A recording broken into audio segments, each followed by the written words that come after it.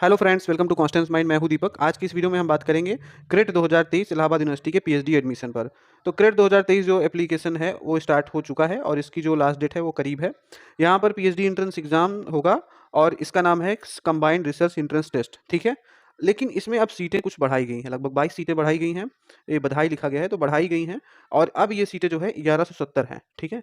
1170 के करीब सीटें हो गई हैं। पहले ये सीटें 1148 थीं, लेकिन अब ये 1170 हो गई हैं। तो देखेंगे किस सब्जेक्ट में सीटें बढ़ी हैं।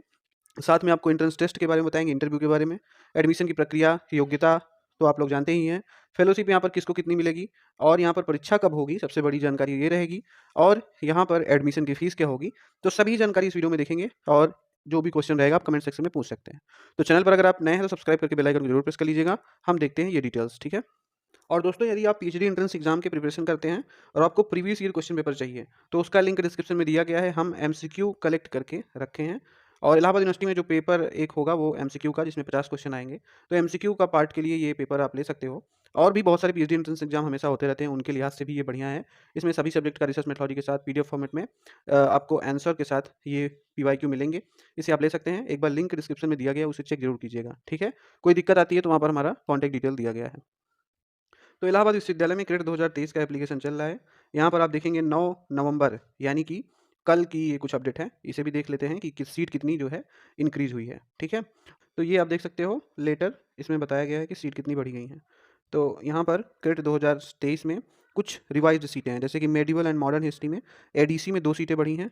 और यहाँ पर संस्कृत की देखेंगे तो एडीसी में 6 सीटें बढ़ी हैं। फिलोसॉफी में एडीसी में 4 सीटें बढ़ी हैं। एडीसी यानी कि इलाहाबाद डिग्री कॉलेज, ये कैंपस नहीं है, इसके एफिलिएटेड कॉलेज हैं, ठीक है। और ये एसपीएमडीसी है, श्यामा प्रसाद मुखर्जी डिग्री कॉलेज, ये फाफामऊ में है और इलाहाबाद डिग्री कॉलेज है। तो ये इलाहाबाद यूनिवर्सिटी के एफिलिएटेड कॉलेज हैं। अगर आप फिलोसॉफी में देखेंगे तो एसपीएमडीसी में भी 6 सीट बढ़ी हैं। एनसीएट हिस्ट्री में देखेंगे तो 4 सीटें ये एसपीएमडीसी में हैं, ठीक है। तो ये जो टोटल सीट है 6, 2, 8, 4, 12, 4, 16, 6, 22, ठीक है। तो कुल 22 सीटें यहाँ पर जो है वो इंक्रीज़ हुई हैं और इसको जोड़कर अब सीटें हो जाती हैं आपका 1170, जो कि पहले क्या थी 1148, ठीक है। तो इन सब्जेक्ट्स के अगर आप हैं तो आप ये देख सकते हैं आपकी सीटें इंक्रीज़ हुई हैं। जब आप क्रेट का ये इन्फॉर्मेशन बुलेटिन देखेंगे तो यहाँ पर दिया गया है 1148 सीट टोटल थी, ठीक है, और अब बढ़ी हैं। तो जो यहाँ पर क्रेट 2023 का एप्लीकेशन चल रहा है उसकी लास्ट डेट 15 नवंबर 2023 तक है और last date for fee deposition and form submit online ये भी 16 नवंबर तक है। 26 अक्टूबर से स्टार्ट हुआ था और यहाँ पर फीस तो 1800 इस बार है, पिछली बार 1600 थी। SC ST PWD की 900 रुपये है। यहाँ पर आपको बता दें कि there will not be any deduction for marks of for gap year, यानी कि गैप ईयर का कोई भी डिडक्शन मार्क्स यहाँ पर नहीं है, ठीक है। अगर आपका गैप है तो इससे कोई प्रभाव पड़ने वाला नहीं है, कोई दिक्कत नहीं है। एंट्रेंस टेस्ट का यहाँ पर लिखा गया है कि बाद में नोटिफाई होगा। तो देखिए 15 नवंबर इसकी लास्ट डेट है, बट अभी कुछ चांस है कि कुछ थोड़ा बहुत इसका डेट एक्सटेंड हो सकता है। तो मे बी कुछ एक्सटेंड हो सकता है और ये आपको 10 दिन लगभग और मौका दे सकते हैं।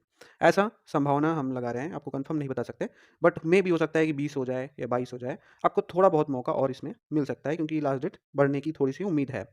और उसके बाद अगर हम एग्ज़ाम की बात करें कि एंट्रेंस एग्ज़ाम कब होगा, जो क्रेट होगा यहाँ पर, ठीक है, क्रेट आपका कब होगा, तो अगर हम क्रेट की बात करें तो ये आपका दिसंबर लास्ट तक हो सकता है, ठीक है। दिसंबर लास्ट तक होने की पूरी संभावना है। ये लास्ट दिसंबर तक हो सकता है या तो वैसे जनवरी में तो बिल्कुल नहीं जाएगा, दिसंबर लास्ट तक ये आपका एग्ज़ाम ज़रूर करा लेंगे क्योंकि जनवरी जाने का मतलब है कि इनका सेशन 2023 वैसे भी लेट चल रहा है। और ये जानकारी हम आपको संभावित जानकारी दे रहे हैं, कोई कंफर्म नहीं है, बट जिस तरह से पूरा प्रोसीजर होता है उसको अगर एनालाइज़ किया जाए तो दिसंबर लास्ट तक ही आपके एग्ज़ाम ज़रूर करा लेना चाहिए, ठीक है। अब अगर हम एंट्रेंस एग्ज़ाम और पूरे डिटेल्स की बात करें तो वो देखते हैं। यहाँ पर जो क्रेट एग्ज़ाम होता है, क्रेट एग्ज़ाम यानी कंबाइंड रिसर्च एंट्रेंस टेस्ट, इसमें 2 पेपर होते हैं। पहला पेपर जो होता है इसमें आपका 50 ऑब्जेक्टिव टाइप क्वेश्चन होता है, जो कि 2 नंबर का 1 क्वेश्चन होता है, 2 मार्क्स ईच, ठीक है। और इस 50 ऑब्जेक्टिव टाइप क्वेश्चन में जो 50 का यहाँ पर आधा क्वेश्चन यानी कि 25 क्वेश्चन यहाँ पर आपके रिसर्च मेथोडोलॉजी से होते हैं, ठीक है। 25 रिसर्च मेथोडोलॉजी के होंगे और 25 आपके सब्जेक्ट के होंगे, ठीक है। और इसमें किसी भी प्रकार की नेगेटिव मार्किंग नहीं होती है, ये एमसीक्यू मोड में होता है, ठीक है। और इसी से जुड़े जो हमारे पास पीवाईक्यू हैं वो इसमें काम आ सकते हैं। इलाहाबाद यूनिवर्सिटी का कोई पीवाईक्यू नहीं मिलता है, ये हम आपको पहले ही बता दे रहे हैं, लेकिन जो एमसीक्यू मोड में पीवाईक्यू है वो इस पेपर 1 के लिए काम आ सकता है, ठीक है। क्योंकि ये एमसीक्यू मोड में ऑब्जेक्टिव टाइप क्वेश्चन होंगे, 25 रिसर्च मेथोडोलॉजी से, 25 आपका सब्जेक्ट से, टोटल 50 क्वेश्चन और 2-2 नंबर का क्वेश्चन होगा, तो ये 100 नंबर का सेक्शन होता है, ठीक है। और इसको करने के लिए आपको सिर्फ 30 मिनट का ड्यूरेशन मिलेगा, ठीक है। ये 2 सीटिंग में नहीं होगा कि शिफ्ट 1 शिफ्ट 2 में, ये एक ही सीटिंग में होगा, 30 मिनट इसके लिए आपको मिलेंगे। उसके बाद आता है दूसरा पेपर 2। ये पेपर 2 जो होगा, ये सब्जेक्टिव टाइप इसमें क्वेश्चन होंगे। इसमें शॉर्ट टाइप के क्वेश्चन आएँगे, मीडियम भी रहेंगे एंड लॉन्ग टाइप के क्वेश्चन भी रहेंगे, ठीक है? और इन्हें आपको शॉर्ट, मीडियम और लॉन्ग मोड में आंसर देना होगा। जैसे आपके पीजी में पूछा जाता है क्वेश्चन, कुछ शॉर्ट आते होंगे, कुछ मीडियम में लिखने को आते होंगे एंड कुछ लॉन्ग आते होंगे। तो जैसे कि जो क्वेश्चन लॉन्ग रहता है, लॉन्ग में लिखने के लिए उसमें कम से कम आपको 4 से 5 पेज लिखना होता है लॉन्ग में, और जो मीडियम वाला क्वेश्चन होता है, उसमें कम से कम आपको 2 या ढाई पेज तक लिखना होता है। मीडियम में आप 2 पेज भी लिखेंगे तो कोई दिक्कत नहीं है। लेकिन जो शॉर्ट होता है, वो बिल्कुल आप आधा या 1 पेज में लिख सकते हैं, ठीक है? कभी-कभी शॉर्ट बहुत ज़्यादा शॉर्ट भी होते हैं, तो उसमें कोई इश्यू नहीं। इसके लिए आपको कुल 120 मिनट मिलेगा, यानी कि पेपर 1 और पेपर 2 दोनों मिला के 120 और 30 मिनट मिला के आपका हो जाता है 150 मिनट, ठीक है?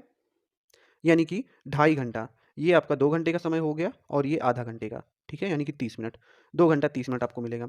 लेकिन जो पेपर 2 करने के लिए 2 घंटा आपको मिल रहा है, तो टोटल मार्क्स क्या रहेगा? टोटल मार्क्स बोथ पेपर का 300 रहेगा। ये जो पेपर 2 है, इसमें आपको 200 मार्क्स का रहेगा ये। इसमें जो क्वेश्चन आएँगे पेपर 2 में, 10 शॉर्ट टाइप के क्वेश्चन होंगे और 2 मीडियम होगा, 1 लॉन्ग होगा, ठीक है? अब ये जो 1 लॉन्ग होगा, ये आपको ऑप्शन में मिलेगा, यानी कि आपको 2 ऑप्शन मिलेंगे, उसमें से 1 कोई करना होगा लॉन्ग के लिए। और इसी तरह अगर 2 आपका मीडियम है, तो इसमें 4 क्वेश्चन रहेंगे और उसमें से 2 आपको करना होगा, या 3 भी हो सकते हैं। और 10 जो शॉर्ट टाइप के क्वेश्चन हैं, इसमें आपको 12 से 15 दे सकते हैं और बोलेंगे कि आपको 10 करना है, ठीक है? ये जो आपका पेपर 2 होगा ना, ये आपके सब्जेक्ट से होगा, ठीक है? इसमें आपका ये सब्जेक्ट नॉलेज रहेगा, तो ये आपके यहाँ पर इलाहाबाद यूनिवर्सिटी का जो पीजी का सिलेबस होता है, चाहे एमएससी हो, चाहे एमए हो, उसी के सिलेबस से क्वेश्चन रहेंगे, तो आप वही पढ़ेंगे तो आपको ज़्यादा प्रॉफिट होगा। या आप अपने पीजी के सिलेबस को पढ़ सकते हैं, ठीक है? अब ये तो लेवल 1 की बात हो गई, ये लेवल 1 में क्रेट होता है। और एक चीज़, ये जो क्रेट होता है, ये सभी को देना है, चाहे आपका नेट हो, चाहे आप जेआरएफ वाले हों और चाहे आपका नेट या जेआरएफ कुछ ना हो, ओनली पीजी हो, तो भी।